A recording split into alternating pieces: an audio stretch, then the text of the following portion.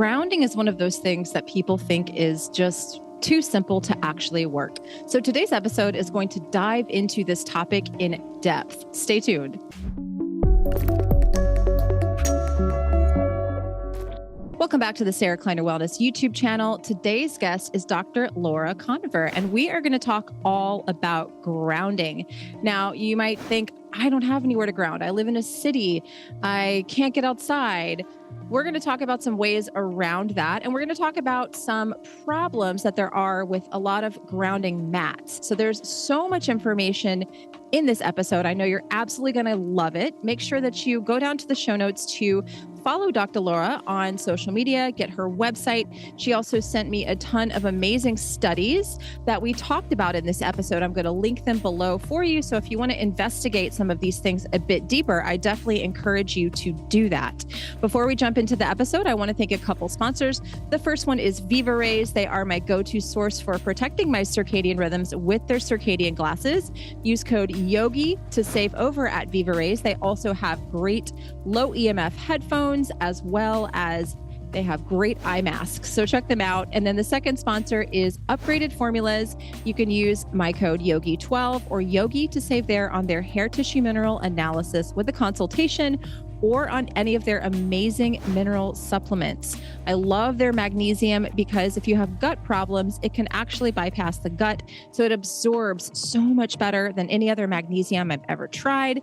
Make sure to check out Upgraded Formulas. Thank you so much for watching today's episode. Make sure to give it a like, share it with a friend, especially if you find the information helpful. And I will talk to you soon.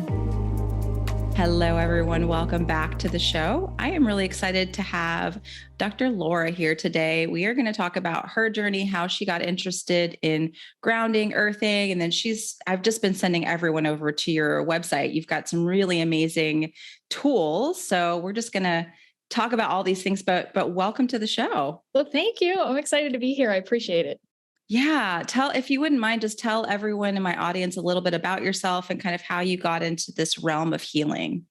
Okay. I'm Dr. Koniver, and I got into holistic medicine after I became a mom. I went through conventional medical school and training and was practicing. And then I had a baby, my first baby, and she just cried and cried and cried. She had colic. And of course, as a mom, even though I'm a physician, I was freaking out. And I took her to the pediatrician, and they're like, they gave me prescriptions, like literally to put my 2-week on. Literally, I walked out with prescriptions in my hand just to get her to stop crying. And I was thinking, what? I don't know. It turned me off to be the patient like that. And so then the second advice was just let her cry and just put her in a different room if you don't want to hear it. What? So anyway, at the time I lived in Arizona and I always was barefoot. And so I'd take her outside. It was the only time I noticed she didn't cry. So I'd be outside, but I was always barefoot. And at first for months, I just thought she just likes being outside, because you hear birds and there's wind and tree, and I just thought she must love nature. But, if she was in a stroller, or if I had clothes on and she was in a front pack, but not touching, no skin to skin contact, or if I had shoes on, or if we were in the car with the windows down crying, she was in pain from having colic. So I ultimately put 2 and 2 together that it was, if I was barefoot and then I was holding her on my chest or touching her in some way with my hands or my body or nursing outside or whatever I was doing, and she would be grounded. And so ultimately, when I finally put that together, I kind of looked up, is that a real thing? And even at that time, and that was 20 years ago, there was a lot of medical literature showing the practice of grounding actually does physiologically put your body in a healing state. And so I didn't know what it was at the time, because certainly in medical school, they never talked about it at all. But so I just started doing it. And then ultimately, when I decided to go back into practice, I had 2 kids, and then I went back to working, and I just involved grounding in everything, because there isn't an organ system that doesn't improve when it's grounded to the earth. And that's just now been my experience for decades. Wow.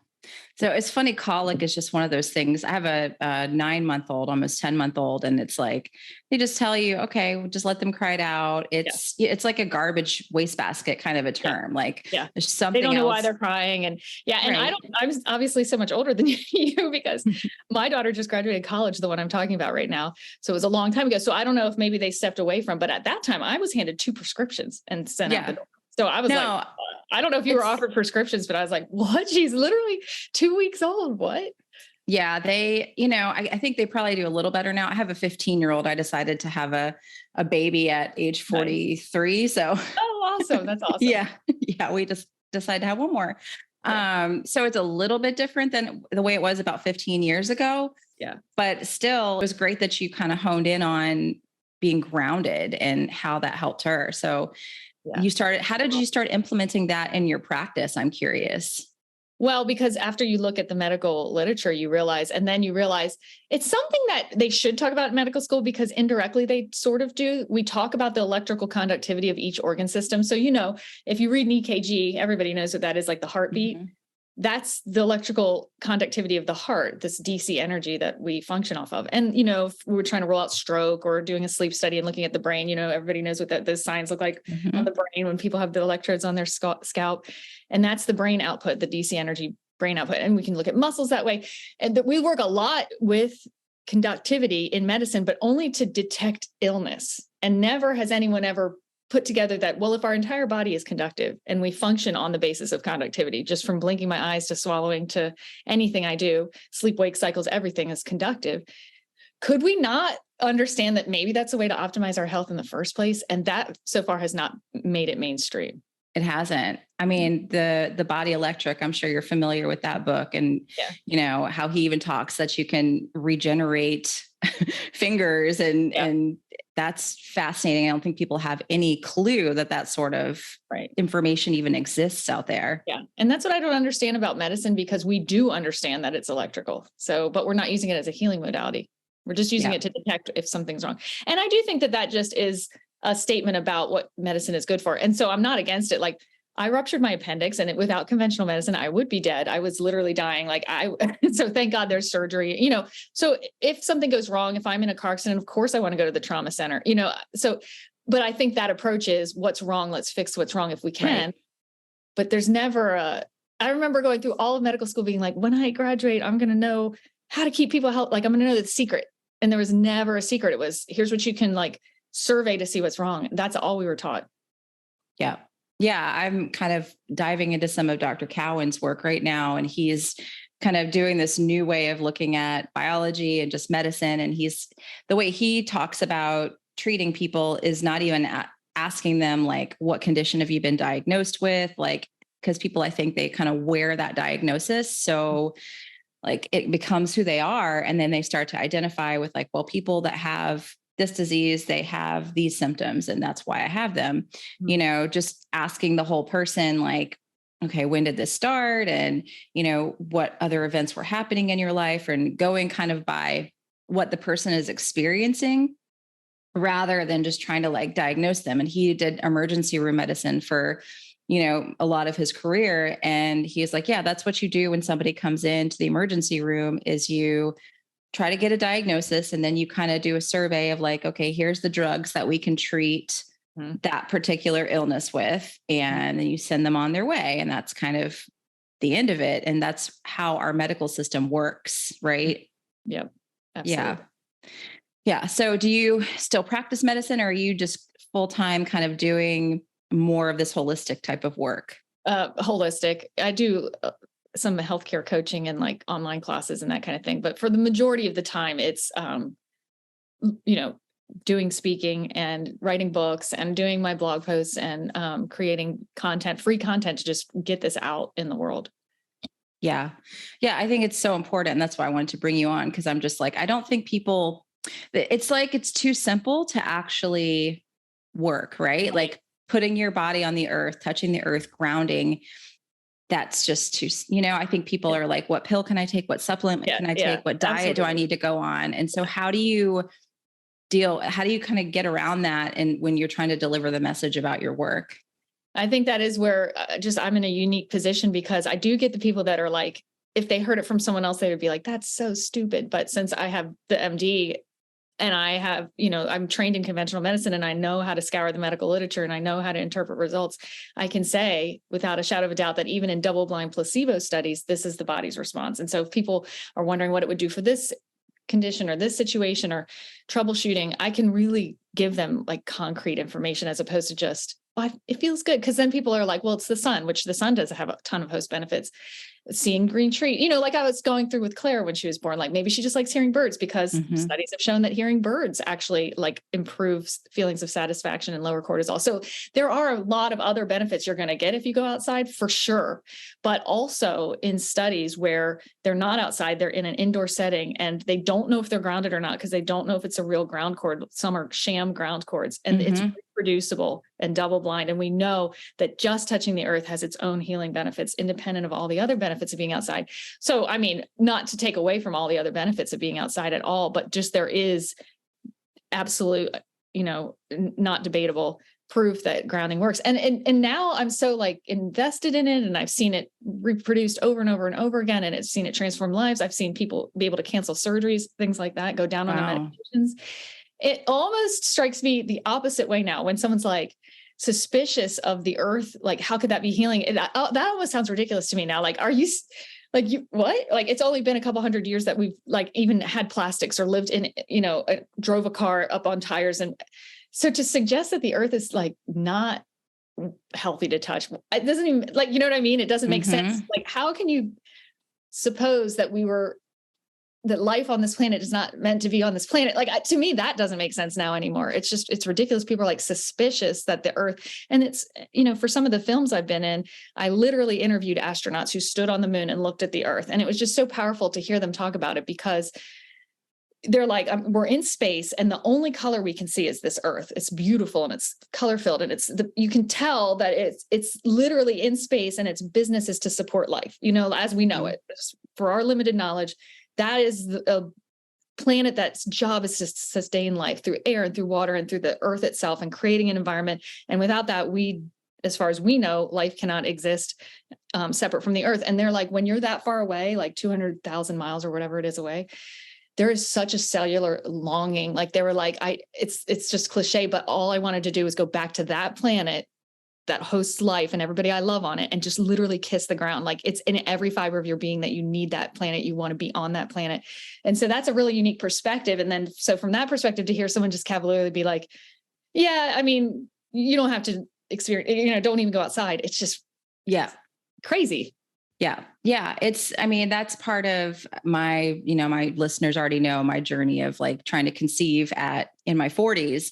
That was one of the biggest strategies that I implemented, was putting on some grounding shoes and just going hiking for as long as I could every day, and outside grounding at sunrise and sunset, and just walking around barefoot outside as much as I could. It became kind of like a little game of like, how much time can I go spend 10 minutes outside? Can I do 5 minutes? And, I think a lot of the studies, it's like a cumulative effect. So you can do like a 5-minute dose and a 5-minute dose. It doesn't have to be like you spend an hour outside 100%. Or nothing. Right. Because I think that we're so all or nothing. Yes, 100%. Because even if you just go outside and literally touch a leaf for 5 seconds, there's physiologic response and there's benefit. But you're so smart, because to do that, repetitively for days, weeks, and months, you're right. It balances your hormones. It reduces cortisol, meaning your sex hormones are balanced and your fertility is increased.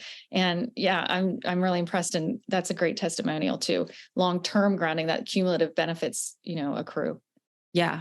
I think it's one of those things people are like, it's just too simple to be true, but they don't understand, again, that our bodies are electric, and that the earth is how we can actually gather more electricity into the body. That's essentially, not to oversimplify it, but that's one of the main kind of methods, right? Oh yeah. As far as I'm concerned, it's the only method, because every other thing is artificially, like we can come up with apparatuses and stuff like that, but the DC energy of the earth and our DC functioning body, like that obviously is in sync, and how, since the beginning of life on this planet, how it works. And it doesn't work, as the astronaut reminded me, if we're separate from it. It just doesn't work. And it's just so weird, because I agree with you. People are like suspicious of how simple it is, but we're not suspicious that we drink a glass of water. Right. That can have a profound effect on our pain levels, our mood, our hydration status, our joint pain, and that's just drinking water. Do you need to make that really complicated, or do you need to make breathing super complicated? Because I think we know if we don't take a breath into our lungs, we're not going to survive very long. So I think it's because we can go longer without touching the earth, without like noticing instant effects, as opposed to breathing or drinking water. But there are effects. And so I don't know why there's this bias against like the natural earth is not as important as drinking a glass of water. But in my mind, at least if you want to I have think long-term it is. wellness, it is. Or Yeah. even, not more so. I can't say more so, but it's as simple as that. Yes. And it's fine to be that simple, because all of the basic components of wellness have to be that simple, or we wouldn't be on this, like we wouldn't have survived. Like there would be no life left. If it's got to be that it's naturally unfolding and it is that simple, or none of us would be Yeah. here. Exactly.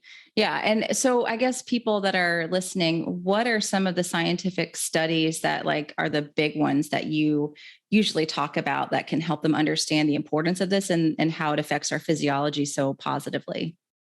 Oh gosh, there's so many, because well, I mean, there are studies showing the importance of the Earth's electrical output back in like 1915 was the first one. So we're talking Wow. about over 100 years, but more recently with double-blind placebo studies with ground cords and that kind of thing. I just walk people. Well, I mean, usually I hear what their complaint is, and it's just really easy to start with the things that everyone does understand is electrical. So how your brain wave shift immediately, how your muscle tension decreases immediately, and how your heart rate variability is stabilized. So just depending on, everyone pretty much understands, I think, intuitively, that the brain, the muscles, and the heart are electrical and do not function without electricity. But once they get that, you can go a little bit deeper with digestion and, vagal tone and hormone stabilization and sleep and that kind of thing. So I guess if I could only talk about one study, it would probably be a really good study that was done in the NICU at Penn State. They had babies that were prematurely born. So this isn't placebo, because this is a They're baby who babies. cannot even regulate their own body temperature and have trouble digesting and even breathing, right? So grounding, and also importantly, they are obviously all completely surrounded by EMFs, because they're in an incubator that's Mhm. monitoring them and providing life support, basically. And grounding those neonates, after 40 minutes, they showed increased signs, markers of survival and survivability, which is vagal tone and their heart rate being stabilized. Wow. So, I mean, and this is just, so you can't say that, they were swayed because, they knew they were grounded. No, this is literally an infant that really should still be in their mother's womb, and their markers of survival are improved. And it does provide reassurance, although it gets a little bit more complicated if you want to go into it, but it does provide reassurance that even if we're grounded in an urban setting, because you can't get more urban than something that's measuring all of your body functions electrically. And that also speaks to the importance of the electrical conductivity of our health. If how we're providing life support is all electrical, and pull the plug means you're withdrawing life, like how is it that far of a cry that like supporting our conductive health is the way to support life as we know it? So it's just all right out there for the picking, but people are just suspicious and not putting two and two together. And that's a lot because conventional medicine has not made a field of conductive medicine. I feel truly that the body's conductivity is so important that should be just like neurology and just like, orthopedics, there should be conductive medicine. And I don't know if it'll happen in my lifetime, but it's that important. I totally agree. I completely agree. And there's, Dr. Bonley and the Magnetico, he's done a lot of work around that as well. I'm curious to hear what you think about that type of research as well. I have to be honest. You don't know Dr. Bonley? Mm-mm. Oh, wow. Yeah. He has a sleep pad that goes under the mattress, and it's like 40 Gauss. And yeah, it's amazing that it's basically like sleeping on the Earth's surface, magnified about 40 times. So he has used it a lot for healing people with chronic conditions and all types of things. So it's interesting, but yeah, I mean, this kind of work, it gets shadow banned, hidden, it doesn't really get talked about. So yeah. Well, thank you for telling me. I'll look that up for sure and see. Yeah. Look into it. That's awesome. Yeah. It's interesting stuff. Yeah. So basically we have studies that show, even in, like you're saying, even in an area with a lot of non-native EMFs, because my audience is familiar with non-native EMFs. And I know there's some people out there that say you shouldn't ground if you live in the city. You should, that's dangerous. There's a lot of wires and lots of things running underground, cables. So it's actually more hazardous to your health if you ground in the city. So I'd love to talk through that a little bit. Yeah. So just the first response to that is I am totally on board with the fact that that's not healthy, all those EMF environments, but you are obviously in those environments, even if you're not grounded. So you're still going to be subjected to whatever wire you're walking over, whatever electrical field, whatever magnetic field. So you're being subjected to it, whether you're grounded or not. And so We do have evidence that, because all of our medical studies are in the hospital setting mostly, or an urban setting. I mean, there's none of them where they went out off the grid and did, there's none of that, because then obviously you would know if you were grounded or not, because you know what I mean? You'd have to be touching the earth directly or not. So the only way to do it is in an urban setting. So we do know the body goes in a healing state even in those conditions. But I do agree with the fact that being around the EMFs, whether you're grounded or not, is bad for the body. And that if you're in an electrical field and you're grounded, you are now running a current through your body. So we know, again, that even in that state of running an AC current through your body, that you are in a healing state. But would it be better to ground without that? 100%. And also, are there millions of people in this world who are electrosensitive and can feel that current and get negative symptoms? Yes. So a lot of grounding companies poo-poo like, oh, it's a grounding detox. Oh, just keep doing it, even if it gives you a headache or gives you heart palpitations or you can't sleep. And no, because that's not recognizing that electrosensitivity is as common as a heart disease. I mean, there's millions of people in every country in the world that feel, but if you're electrosensitive, you also probably can recognize that even if you're not grounded, you do feel the fields you're in. So I don't think the answer is to stop grounding, because that's the best ally you have for your conductive health. I think the answer is to try and do it not in an electrical field. One, if you are in an electrical field, understand your body is still going in a healing state, but if you're electrosensitive, it might not feel that great.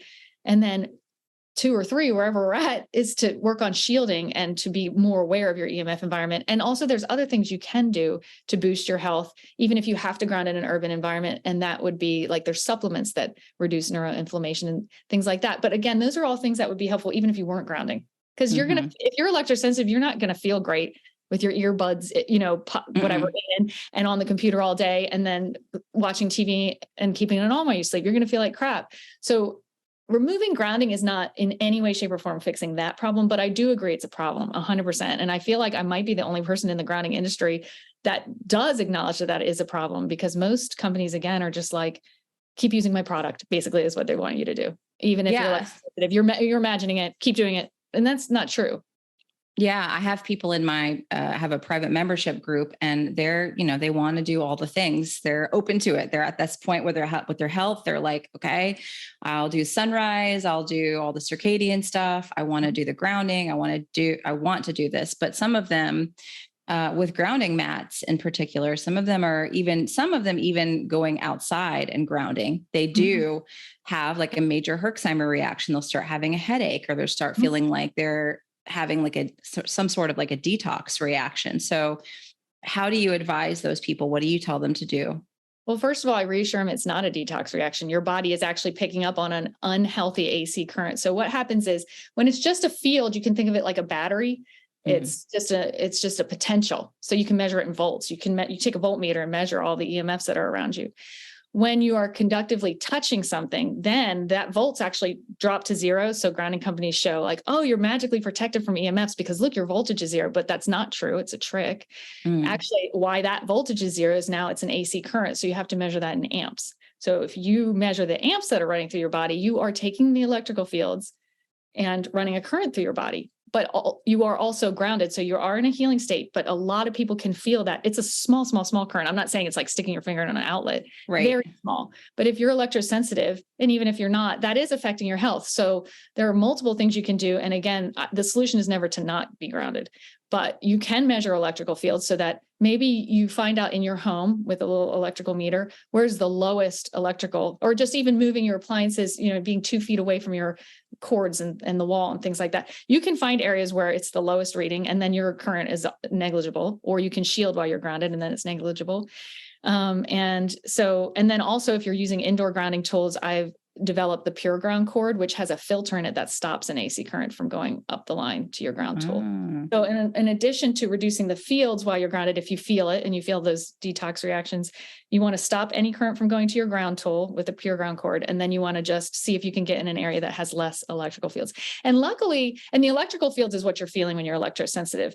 There are also Wi-Fi, other higher frequency fields, and that is not what's affecting you while you're grounding. So, and you can easily shield from those things using fabrics and such like that. But electrical fields are harder to shield from because most of the shielding stuff we have is metal. And so an electrical field will resonate with that, right? And so even your grounding pad is conductive and will resonate with the electrical field. And that's what they're feeling. So stopping the electrical current from going up the line with the pure ground cord and finding an area. And electrical fields, luckily, are the easiest to get rid of because they only go 2 feet out from any electrical appliance or cord or the wall where the wires are, or your television or your fan above you. By about 2 feet out, it dies away to nothing. So it's really relatively easy to find an area or just turn the breaker off to your bedroom. And then you are in probably not an EMF free area because you probably still have Wi-Fi and your neighbor's router and all that stuff. And who knows what else, but at least electrically, you're not running any kind of current through your system. You have killed the man-made electrical out, and now you're connected only to the DC energy of the earth. And that's super healing. Wonderful. So yeah, if you're feeling that, then don't ignore it. Don't just say, oh, it's going to get better. You need to actually if it gets better, it's because you're that frog that's in the boiling water and you just got used to it. So it's not actually getting better. And it is a real thing. And I do run an electrosensitivity class if people want to learn more, but there's labs you can get to find out if you are having inflammation from EMFs. There's supplements you can take that have been shown to decrease neuroinflammation and that kind of thing. So there are what kind of labs would they want to look into getting to see if they're electrosensitive? So it depends on people's symptoms, but like the first one you want to look at is just a marker of your entire body's inflammation, like C-reactive protein. And from there's just a lot of different specialized labs that can show cumulative inflammation and neuroinflammation over time, and even imaging studies, depending on who needs that. And also doing an EMF vacation and seeing what symptoms change. And if they do change, so there's been studies that show that even a weekend in nature, one weekend, just the 2 days, has sustained benefits for a month, even when you go back into the city and you're around all those EMFs. So, there are a lot of solutions beyond just like hiding in a aluminum foil cage, because even that's going to transmit the electrical fields, right? So there are lots of things you can do, including one weekend a month. I'm going to prioritize that I leave the city and I go to a cabin. This is my, and I give that to myself one weekend a month because I can't do anything else for the other 29 days. And it's reasonable to do that. And you can even in America, it's a little bit more challenging, but in a lot of other countries, it is a diagnosis to be electrosensitive. So you can you can do a letter to your physician requesting workspace accommodations. If you're in another country, you can even get like disability benefits from it. But in this country, at least you can send a letter to the school system saying, I want my son to be in the seat the furthest away from where the smart board, there's modifications that you can request, even though we haven't officially considered it a diagnosis yet in our country. Yeah. And let's talk a little bit about like some of the neuroinflammation that people are getting from this. Do you see that a lot? Oh, yeah. Well, I mean, if you're sensing it, here's the thing. I like to think of electrosensitivity as a blessing because we're all affected. So our health is affected. Your blood flow is affected. Your fertility is affected. Your ability to drop into deep sleep is affected. But if you feel it and you get that headache, or you can't sleep through it, or you feel a little bit of pain, then you are aware of it. And people who have no electrosensitivity and are unaware of it only become, and they usually probably don't put 2 and 2 together, but you would have to develop dementia over 50 years in order to start thinking about neuroinflammation. Whereas if you're electrosensitive, you get a headache all the time and I'm not wearing those wireless earbuds, and maybe I will talk to my physician about it, or Google search online electrosensitivity, or, maybe at night turn the breaker off to my bedroom, or maybe I don't want that job if I'm weighing 2 jobs, or maybe I want to choose this townhouse over this apartment because of where it's located to the cell towers and boosters. And so I think it's a blessing to be electrosensitive because we all have health effects. And also likewise as a reassurance, just because you feel it more doesn't mean it's worse for you. So if I feel shitty, I'm sorry for my language, around PMFs, it is not hurting me more than someone who doesn't feel it. I'm not having worse health effects from it. I have symptoms, but that does not mean physiologically that like I'm growing tumors more than someone else. No. And in fact, I feel like I would place bets on the person who's not feeling it as the one who's going to over time have worse health effects because they're unaware.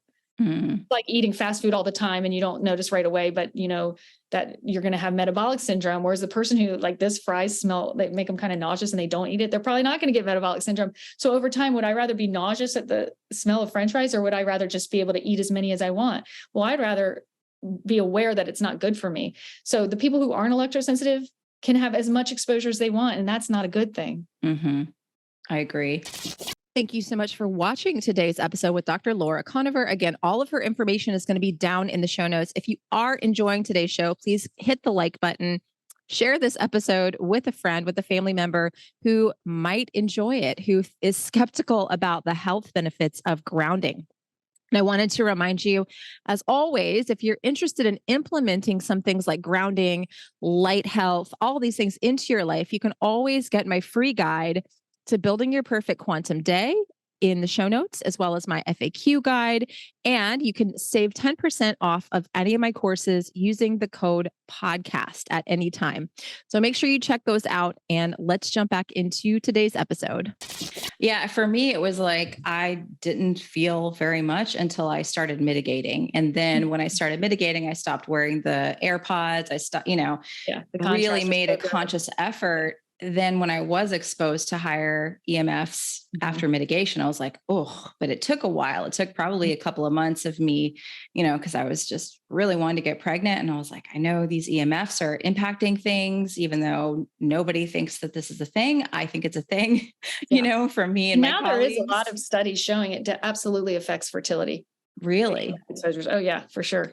For men, I know it does. I feel like the studies on women there are not as many of those, but I know that they are starting to study it more for men, right? Yeah, it is, because it's so easy to study sperm, Right. for the effects. Right. But no, it has been shown in both now, because of hormone levels and other things that are much easier to track and study, and birth rates and things like that. I don't have all those studies memorized, but I can send you a link to share with your readers afterwards. If you Yeah, want. I would love that, because that's one thing I talk about all the time. Is just I talk about it in the realm of cellular hydration, and just the body kind of it communicates on this resonance level and on this kind of quantum communication. It's not this like slow biochemical way that we think it is. Things in the Right. body happen a lot quicker Yes, because of the water network in the body. And that's why grounding is so helpful, because it helps to increase that communication inside the body, the electricity, and it can help you to expand your easy water. I mean, there's just so many amazing things that it does. And so when you think about fertility, if you're dehydrating the cells in your body and you're slowing down that communication process, your hormones are not going to function optimally, because hormones are nothing but kind of messengers, so that's how I look at it. But I definitely would be interested in seeing some of those studies. Okay, no problem. Yeah. Yeah, you're so right. And that is such a good point, which obviously you've already made with your readers, but I'll reiterate, is also applicable to grounding, because that's what's so great about it. If you have an area that's scarred, scar tissue, or, an abscess that's walled off, and you try and take like the antibiotic that they want your kid to take, you have to get it into your gut. You have to be able to absorb it. Then you have to wait for your circulatory system to distribute it, and then hope it reaches where it's supposed to be working. Same with the steroids, same with anything. But hydration, like you said, and also grounding, every single cell in your body is able to be grounded. And you're exactly right. Water and fluids are the easiest to ground. So that's like absolutely instantaneous. But even things that are not, you don't think of them as fluid, like scar tissue or bone, those are all also conductive. So the abscess in my tonsil is immediately grounded, even if it would take days for an antibiotic to reach it, if it even does, because it depends on how walled off it is and how good the circulation remains there, So you kind of hope something gets to it. But with grounding, and like you said, with hydration, it's pretty instantaneous. Yeah. What are your thoughts on like PEMF beds? I don't want to, like piss off any of your listeners. No, but I'm huge genuinely fan curious. Yeah, I'm not such a huge fan of artificially simulating things that the earth would do. So it's just not something. I'm not against it, because I certainly have had patients say this has changed my life, and 100% you do it because you're the electrosensitive being, and if that feels good to you. Some people, heat, like a heating pad. Like, I'm not a huge fan of a heating pad, because that's putting an electrical field there. But if that's how their lower back is mobile, and that's how they get around every day, is sleeping on a heating pad at night, absolutely. Because we've shown, there's, even being in electrical fields, there's other things you can do to optimize your health. And so if those PEMF pads, or if heating pads or anything is helpful to them, but to me, it's approximating what you could actually directly get from the earth. So I don't see total benefit, because there is benefit directly from the earth, and as well as the environment of the earth, of seeing greenery. Like, there's studies that show if you have a view of a green tree through your ICU window, you actually use less pain medication and are discharged faster than if you don't see a green tree. So, there's so many additional benefits that even if we can approximate grounding by applying man-made AC. I don't know. I'm not into it. So Yeah. I'm genuinely curious. because I don't know of any system that does that, that doesn't create or give a little bit of an electrical field, except grounding, which is all just a DC energy exchange instead of an AC man-made current. So, but I will say that's how conductive we are, because in the body electric, he has shown that applying a battery that has, an AC voltage does encourage proliferation and stimulate cell growth. So the body runs off of energy, but I think AC energy is a very poor substitute for the DC energy of the earth. Yeah. And that's why a lot of people with the grounding pads and sheets, sometimes I've seen people get worse with those when they're just plugged into a regular wall outlet. And I've sent a ton of people to your website because, again, you said you have the filter that I think is really important for people, because sometimes they'll plug in, they'll test their outlets and the outlet will say it's grounded, but it's actually not grounded. Do you see that happening a lot? That does catch sometimes people. Actually, I feel like it's saved people's lives to test their outlets if they're properly wired, because some people have found that their wiring isn't even proper at all, and they probably would have had fire at some point. So yes, I do see that. And then even when they are grounded, remember, it's an electrical outlet. So 2 feet away to get away from that electrical field. So if you're plugging a wire in a standard ground cord, even if it's properly wired, you're still, now that metal wire is carrying that electrical current on it, even when it's not, it's only plugged into the ground port. And so it is grounded, but it is also carrying that AC current. So the cord that we developed has a filter to stop that and only lets DC energy in. And then on top of that, it's shielded the whole way up so that it gets more than 2 feet away from that electrical outlet, so that, because if you put the filter, but you don't shield the cord, well, then the next 1.5 feet or 2 feet, it's going to still be in that electrical field and carry, it'll be minuscule, but it will still carry a little bit, and someone's going to feel that. So I don't recommend, I definitely always recommend outdoor grounding, and I only recommend indoor grounding for people who either don't care, and that's most people don't care because they don't think they're electrosensitive and they don't care. That's fine. I feel good about people using a standard cord because it is healing. And I know it puts your body in a healing state. And so if you don't care, that's fine. But I don't like when other companies don't offer an alternative for people who do feel it and who want to have a more pure experience.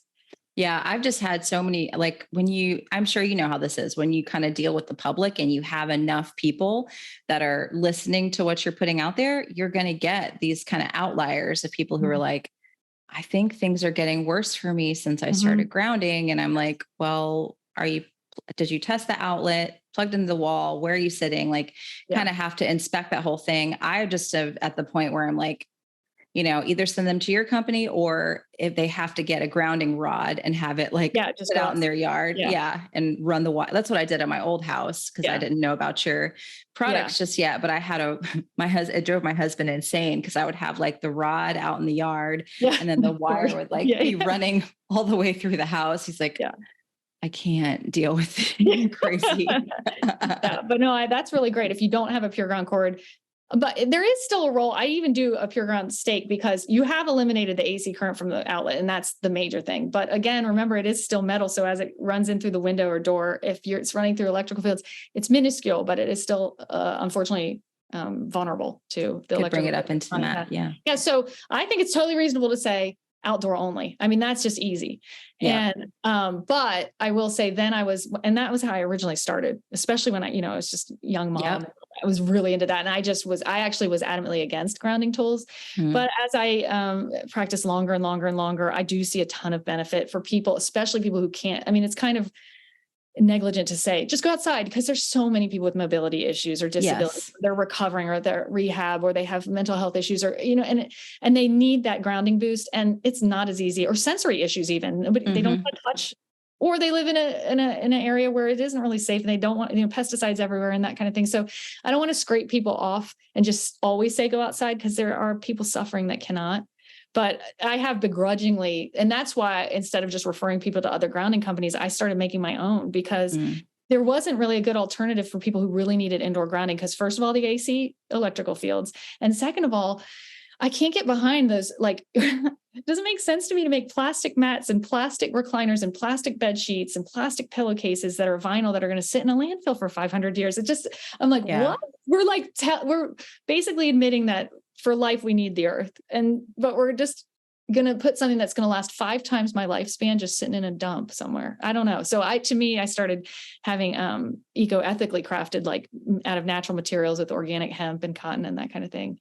Because why are you going to, I don't know. Have you seen the like plastic reclining chairs that are a couple $1,000s? Like Yeah. what? Yeah. I mean, if you have one, I mean, use it. I'm not saying it's not healing. It's for sure healing, but it doesn't make sense with the message to me. Yeah, I completely agree. Yeah.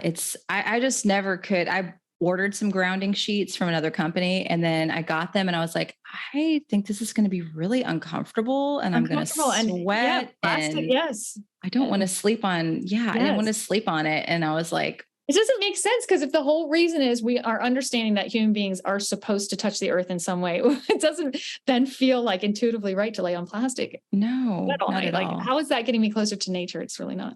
Yeah. Yeah. And I've had too many people that lay on those and they're just like, I don't feel a difference. And then they were telling me that if you only have one person laying on it on one side of the bed, that could really negatively impact the other person. So if you just do, because my husband was like, I'm not laying on that. So I was like, oh, I probably shouldn't be doing that if it's going to negatively impact him from having this on the bed, from him not being that's a thing, right? Well, it is. If they're electrosensitive, they might feel that it is bringing if it's not a filtered cord or if it's not a ground stake outside. And if you have EMFs in the area, then it will increase their feeling of exposure to that. Because again, especially if they touch you. And that's one of the benefits of grounding is that we're so conductive. Like you can have a chain of people, 100 people long, all in shoes and non-grounded. And then one person touches, say, a leaf on a tree or the damp sand or whatever you want to ground with, and they hold hands, the 100th person down the line is going to be grounded. That's how instantly we're all grounded. And you can ground through pets outside if you don't want to touch the earth, but you have your dog outside or your cat and you're petting their snout. I mean, areas of thick fur you aren't going to ground through because that's insulatory, but their tummy and that kind of thing. Like you can, just like you can ground so in an urban setting, I have a TikTok that I walk through a city and I show you, but because I have a grounding test meter to prove it, but I go up and touch the crosswalk button you can push. That'll ground you. It's metal and it's anchored into the earth. Sidewalk is also grounded. Like there's a lot of different ways to get grounded, but I think I just kind of went off topic, but yes, I love it. You're bringing in an electrical field on your grounding tool and the other person's electrosensitive. In one hand, there's benefit because if you're touching them in any way, just like with my daughter on my chest, I was grounding her and she wasn't on the earth. You can ground loved ones that aren't grounded by holding their hand or just snuggling up with them. But again, if they're electrosensitive, it is bringing a little electrical current into the bed, and that's doesn't feel good. And oftentimes can interrupt sleep. Yeah, absolutely. And I love this topic of grounding in an urban environment because I do have a lot of people that live in cities and they live kind of, in these places where there's not a lot of grass, there's not a lot of even trees. So you're saying, I know that concrete, most of the time you can ground on concrete, right? Yes. And then what are some other things? Yeah, I appreciate you bringing this up because just like how it's better to say, just go outside, but people are mobility limited. It's the same thing. I think it's a little bit like privileged to be like, well, just go to your yard because people don't have a yard. They're in an apartment. Yeah. So rude. And so, I mean, to be honest, I live in a house. I have a tiny front yard, but I don't even have a backyard. And my yard is very limited. So I don't even typically, and it's filled with dog poop because that's where my 2 dogs go. So I don't even use a yard. So I find alternative ways to ground as well. So in an urban environment, you can get grounded almost anywhere. Like even literally the parking deck that you park your car in, that's cement, is usually grounded because it's cement directly on the earth. And it does not block because there's not plastic in it. Where there is plastic is asphalt because they put chemicals in it to make it, the tar. So that's like putting a shoe on. So that's why people try and get grounded in a car, but that's a scam. The straps that, trail your car, because unless you're driving over grass or gravel or whatever, it's not going to be grounded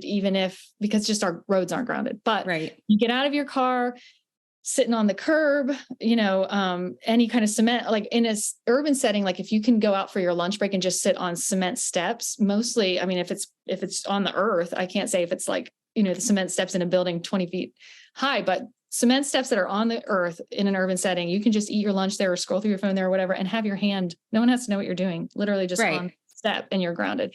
Likewise, a lot of like a metal flagpole is grounded usually. Signs are grounded usually. So when you're waiting at the crosswalk, you can just hold that for a second. And again, just 1 second does make a difference. In 1 second, your brainwaves switch, they're heavier with the alpha brain waves, and the stress brain waves decrease. Your muscle tension immediately decreases, and your heart rate it starts to get regulated. So even if it's just that 2 minutes, 2 seconds while you're waiting to cross the street, it makes a difference if you're in a stressful day. And if you're just aware of that over and over and over, you will feel a difference, and it's cumulative, like you said. But there's other things too. So water features are always grounded. So your water fountain, when you're drinking water, when you're touching the water that's coming out of it, you're grounded. And usually when you're touching, if it's metal, when you're touching the button to even drink out of it, you're grounded, because water, it's weird. In our country, there's building codes that you have to ground water tanks to keep it safe so it doesn't catch fire. And you have to have grounding systems so that if lightning strikes your house, it has a pathway to ground. So water, even when you're home and you're taking a bath or you're taking a shower and you're standing in a puddle of water that's on the drain, this is why baths feel so good. You are grounded the entire time. Showering, washing the dishes, most of the time, that stream of water, because just like you said, very smart, that water is hydrating and it's instantly conductive. So while you're washing dishes, when your hand is under that water stream, you're probably grounded. Even in an urban setting, like if you're in a hot tub or a pool, they're always grounded because the filtration system legally by code has to be grounded. So there's so many ways to get grounded indoors and outdoors, even just freely, not using a tool. And I just think it's so ironic that we have parameters in place to ground and protect our electrical appliances, and nothing in the healthcare system that informs people about grounding their body. So it's like like in America, like we care more about that my hot water tank works for 10 years, right, instead of short circuiting. But I don't care that for 10 years my body has accrued inflammation and I feel crappy. Right. It's crazy. Yeah, it's totally crazy. Yeah. Crazy. And what are your thoughts on ground? I always use your little testing meter to make sure that they actually work, but I'd love to hear if you have any thoughts on like grounding shoes.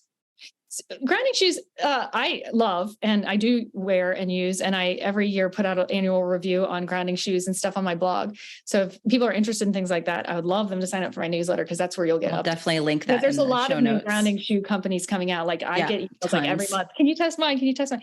So again, I think they're awesome. You do just have to use the common sense that, like, again, if you're walking on asphalt, or if you're inside and you're not grounded, they aren't magically grounded. Do you know what I mean? Some people think that they're like, I'll wear them to work and I'll be grounded all day. No. Unfortunately, it just makes it as if you're barefoot. So it just makes a little path from the inside of your shoe where your foot is to the outside at the bottom, bypassing the rubber sole. So you do still have to be outside. But that's great. If you can take a walk on the sidewalk, you're usually grounded. And if you're not, it's because there's no moisture. So your foot might be too dry, or, but if there's moisture, if it just rained outside, you're going to be instantly grounded, even in a dry shoe, because that rain will provide that conductivity. So just be aware that you have to be on a grounded surface for a grounding shoe to work. Yeah, but I do love absolutely. them. Yeah. Okay, good. Cause they work. I'm always like, I found another brand that I like that's a really good running shoe, cause it's hard to find ones that you can actually run in. Yeah, and a lot of them are flip-flops. Yeah. Flip-flops. And it's like, how can you hike in these? I found one that's good for hiking, one that's good for running. So And also there are grounded stickers. So you can put it, and that is like the most eco-friendly as well as cheapest option. Like if you have shoes you love, or you have orthotics, so you have a specialty shoe, or it's for a specialty thing, like it's a cleat, so they don't make those grounded yet. You can put a sticker that makes a conductive surface at the bottom, and then the sticker goes in and goes to the sole of the shoe too. So you can ground basically any shoe that you do have as well. I didn't know that. So do you sell those on your website? Okay. Yes. I'm definitely going to link that, because I'm always getting grounding questions in my group now that I've gotten people really interested in it. And they're like, how can I just make my own grounding shoes? Do I have to buy these like $150 running shoes that you like, or can I just use my own running shoes? Right. So they could do that then. Yes. Because I always try and do a more eco-economical option, because just consuming another pair of shoe that I only use in certain circumstances, but grounding a shoe I already have and love. It makes more sense. Unless I love the grounding shoes though. I have some, so I'm not a knock on that, but you can ground pretty much any shoe with a sticker. That's good to know. Cause people are all like, just like with the apartment thing, like, oh, just go outside. It's like, not everyone has $150 just to spend on a grounding shoe. And so I always try to meet people like where they are. So you can just use the shoes you have, and there's economical way to do that. Yeah, for sure. Yeah. And you mentioned, so this is really strange that came up also in my group recently. A gal was using your meter to see if she was grounded, and it was really hard for her to get grounded. And she would have her friend do the same exact thing, go in the same exact place. or just hold like one leaf. And she was having to hold like 10 leaves. And so you mentioned the moisture thing, right? Mhm. Could it have been that she was lacking easy Yes. water, right? I Yeah. see that all the time. People Okay. just literally need to exfoliate and put some moisture on their skin, because even conductive things, think about it this way, a tree, and I've done experience with this, and I have a lot of patients who do this, like you don't even have to be on the earth. A tree is so conductive that even if you're on like a second or third story balcony and there's a leaf from a tree that's rooted in the ground, that leaf will ground you. So just like a tree is that highly conductive that it'll ground the top leaf on the top tree. If you turn it into lumber and dry it out, it will not ground you. So your dry picnic bench or your dry porch, Deck. Yeah. right. It's not grounded because it's dependent on conductivity, and moisture brings that. And so do minerals. So when people have trouble grounding, and this happens all the time, and usually it's women, men, I don't know if they're sweatier or what, but they like put their hand on the grounding, mattress pad on their bed, and they're instantly grounded. And then a woman will be like, it's not working for me, but take a bath and then put moisturizer on afterwards and then touch it in. And so that's why shoes are really a nice way to get grounded, doing that sticker or wearing a grounding shoe, because even if you're not grounded at first, everyone naturally, their foot sweat. I mean, it's the highest density of sweat, and it's by design, I feel, by intelligent design, that where we put pressure on our body when we're walking on our is also the highest density of sweat glands, so that it will increase your conductivity. So if anyone, especially through their hands and it's dry, just moisturize and try again, and you'll be instantly grounded. It's basically comes down to moisture usually, because the same thing, like your whole body is conductive, and even your hair bulbs inside your skin are conductive. But when it becomes dry, this is not conductive. If I touch I can't ground this because this is actually insulatory. It's like dead. I mean, it doesn't have moisture. So it's the same thing as like a piece of lumber. Interesting. Or like fingernails. You're not grounded. Your fingernail's not going to get grounded, but anything with moisture will instantly get grounded. Interesting. So if you're trying to ground outside, if you can have that area be wet, it's going to be more conductive, right? And that's why I tell people, because you can get grounded through thin bark, or if it's raining or misty outside, it'll go through bark, but bark is like our hair. It's dry. It can prevent grounding. So I always say the easiest thing is go to the leaf, or even a flower, like a petal on a flower, or at least the thinnest bark, like a twig on the tree. And then it's pretty much a no-brainer. You're almost universally grounded, and you can be assured you're grounded. But if you like a tree that has like thick bark and you like hugging the trunk, and I know that, that is a stereotype, but some people just have a favorite tree and they lean against the tree. But if the bark is super, super dry, there's a chance you're not grounded through it because it is insulatory. But like you said, the best time to go, and also for other reasons, because there's ions in the air and there's a lot of other reasons, but oh my gosh, going outside in nature after it rains or it's misting, it's heavenly, and it does make everything super grounded. Amazing. Yeah. When I was kind of in the fertility journey, we had this hiking trail, and it had this beautiful rock that was connected to the water, this lake.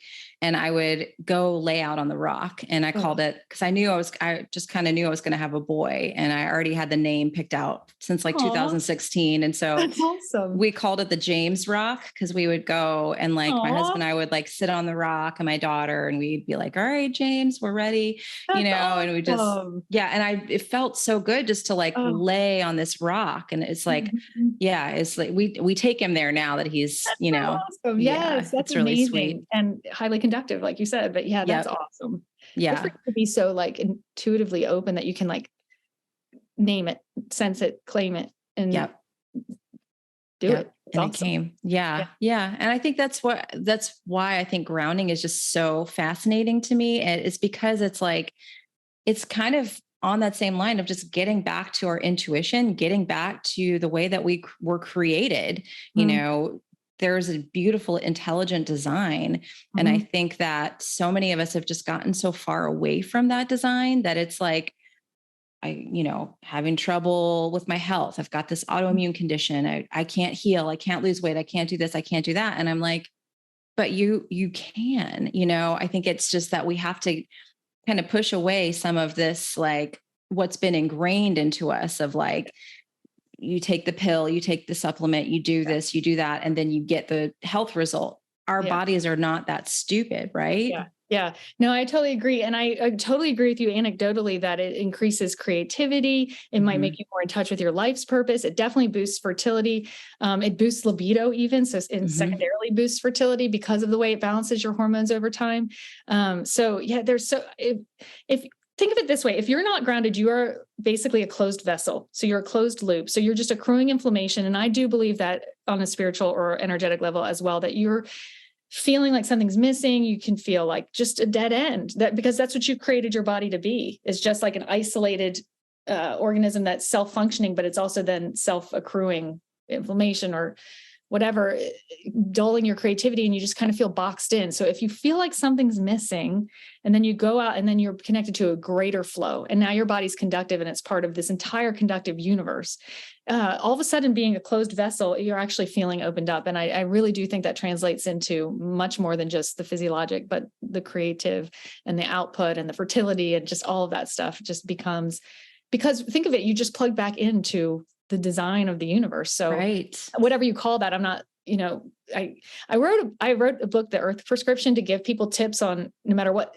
season it is to be grounded outside. But my publisher was like, I just have to be careful in interviews because some people want to call that God, some people want to call that the universe, but whatever it is, that life force, whatever you think it is, you're plugged back into that. So it just, and you feel it, you feel the vitality. So just like plants, in medical studies, we've shown that plants grow taller, they live longer, and they produce more blooms when they're grounded, as opposed to in a container ungrounded. But human beings I'm not going to grow 3 times taller, but I express that with getting healthier, vibrant health or creativity. I feel 3 times more inspired or alive. And we do feel that in health, as opposed to in a genetic expression of like height or blooms. So it's just, I mean, it makes our bodies, it increases the energetic capacity of the body. So, there's studies that show people who are in these high non-native EMF environments are more susceptible to things like mold and, environmental toxins having an impact on the body. Multiple chemical sensitivities definitely goes hand in hand with being electrosensitive for sure. Like that's also something that's been evaluated in medical studies, and it's absolutely true. Yeah. And so if you can get away from that high non-native EMF environment and get back to earth, get back to more grounding, I think that you can increase that electrical capacity of the body and ability to deal with these things. Because so many people are really obsessing over like mold detoxing and parasite detoxing and detox all the time. And it's like, I don't think our bodies were designed. I mean, yes, if you're in mold, get out of it and it's just not something to play around with, but. And detoxing is like, even if you think you're removing something, which you could be necessary, especially heavy metal or whatever, I'm not against that. But again, is that creating health? It's just removing. Yeah. You're not getting to the root cause. Right. And more recent studies show that we're just touching the tip of the iceberg. There's just fascinating stuff. And this might be a little bit fringe, but it's not, it's in the medical literature, but it might feel fringe, but we're realizing that the DC energy, that double heartbeat, the Schumann resonance of the earth impacts our body, not just even conductively when we touch it, when we're grounded, but it has a ping that goes to our cerebral cortex. And it's just fascinating. It's the right amplitude and the right frequency, like the ping, and then it decays, and another ping and it decays. And the amplitude that it won't interrupt your cognitive thoughts. So I'm not going to hear the earth tell me what time of day it is, but it's subconscious, but it's frequent enough. And it goes, and the part of the cerebral cortex it pings with, and this is part of why it boosts creativity, is for navigation. So direction, which I think is a lot of the reasons why animals and birds and stuff can have navigation without Google and GPS and stuff. And it also provides meaning and context. So if people have a stroke in the area where the earth is pinging their brain, they might be able to see like a woman's face, but they don't know that's their daughter. Or they go to the parking lot and it's cars and they can label a car, but they don't know which is their car that they just drove. So that part of the brain provides context and meaning. So if you're out in nature more and connecting with the earth more and electrically feeding that part of your brain, things become more valuable, more meaningful, and therefore you have an orientation and a felt sense of who you are. And I feel like we're just starting to understand why. There's a lot of messages. There's also something called the Carnegie curve, and it's something that the earth puts out year round, and it has a daily variation between night and day. And it also has a seasonal variation. And so it's highest in I think spring and fall, and lower in the winter and summer, but around the solstices. And it really and again, it's pinging your brain in the cerebral cortex area for navigation. So it's literally orienting you. Like, this is what season we're in. This is what time of day we're in. And we're just starting to understand the information that the earth can give us. And so if you feel like something's missing, or you just don't know your next step and you need navigational advice or creative boost or whatever it is, you are not going to go wrong by spending a little bit of time in nature. And we're just starting to understand why. Wow. That's so fascinating. I Cause know it is. It yeah, is. And I've always do you thought have it was time just for? all the sun of like, okay, you know where the sun is in the Yeah. sky, you're timing your eyes from being out there every day, but Yes. there's also an energetic Yes. And there component is coming from the that. earth. There Wow. is that from the sun. I definitely not taking away like, because again, even just seeing the sun through a window, like absolutely the sun is informational as well as boosting your vitamin D and a lot of other health benefits. Cause there was a huge study looking at 3 million people and they found that avoiding the sun was as deadly as smoking a cigarette. Yeah. So you Oh do need yeah. the sun. And I totally, but listen to this. If I have time for one more Oh study yes, from the please. 70s. Okay. This was back from the 70s. This was like when I was getting born. There was studies Same. where, yeah, this is, you're making me regret that I didn't have a third, like I thought about having, in my a later child, but I'm jealous. But anyway, Oh. I just failed. But there are studies from back in the 70s where they took people into bunkers in the earth. Okay. And so both of these bunkers, you had no exposure to the sun. And one of the bunkers they shielded from the earth's electromagnetic field, that DC energy field, and one wasn't.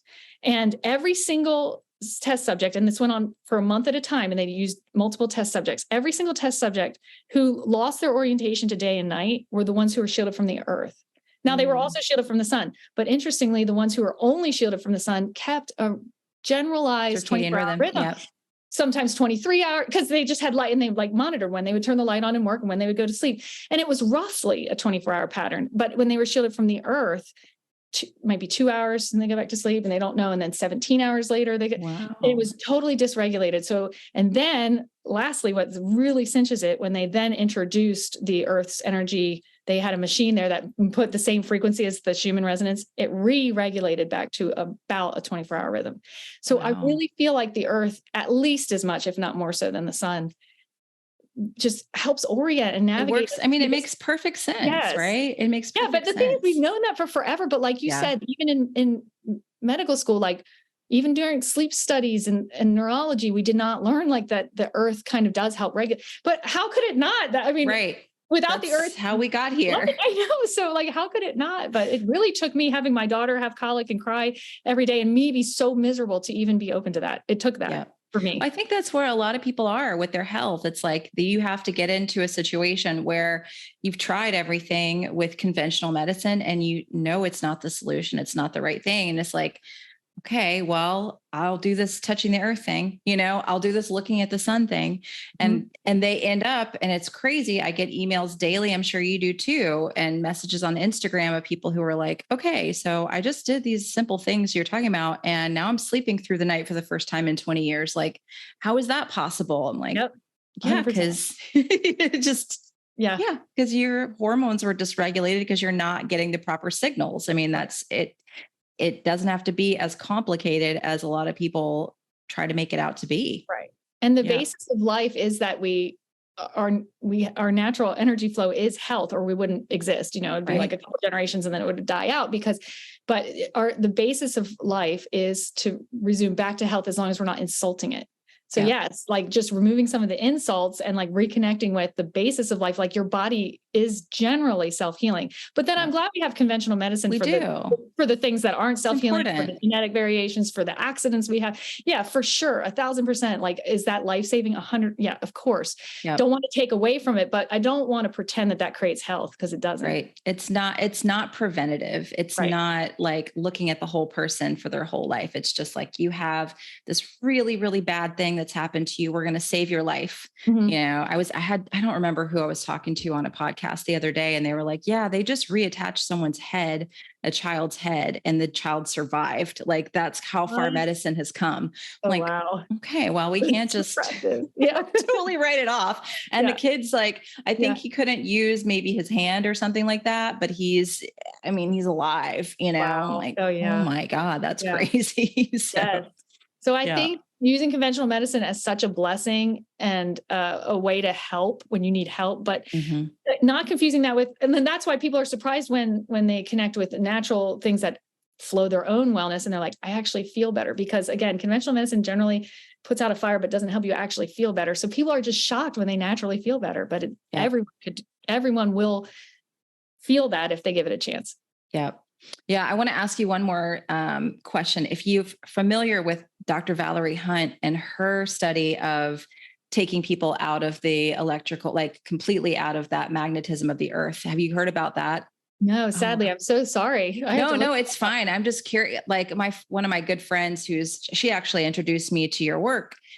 She told me about this. And I guess within about 2 hours, they put these people in these chambers where they were completely disconnected from the magnetism of the earth and just like everything. And within a couple hours, people were starting to have organ failure. Like they had to call off the entire study because people were just basically dying because people are like, I'm like, no, I believe that. That makes sense. And because again, with the astronauts, going back to that, like they had to have Schumann resonance simulators or they would not survive that trip into space and back. So doesn't it age them like a ton? Yeah. Aren't there studies that show? Yes. Yeah, absolutely. And like I said, they even felt it. Like some of them weren't necessarily spiritual and they were like, I need to get back to that. I want to be there. Yes.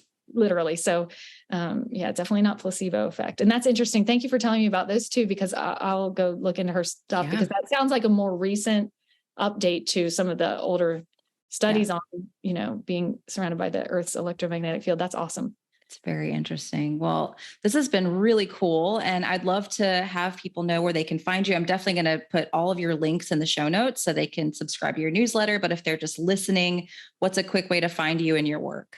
Well, my website is intuitionphysician.com. Awesome. Well, I'll make sure I link it. And thank you so much. This has just been wonderful. Thank you. I appreciate it very much. It's great. Yeah. Thank you so much for listening to the Evolving Wellness Podcast. As always, I just really appreciate you for being here, for listening. I hope you did enjoy this episode, and make sure you run down to the show notes to check out some of those studies that Dr. Laura mentioned. I did spend a lot of time kind of putting those together so you could check them out.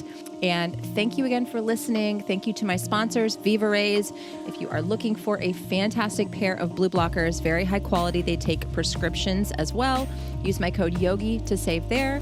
And then you can also save at Upgraded Formulas on their fabulous magnesium or any of their other mineral supplements using the code YOGI12 or YOGI. Thanks again for listening. Make sure to head to Apple or Spotify, leave us up to that 5-star review, and share this out with a friend or family member. I will be excited to chat with you again next week. Have a fantastic rest of your day.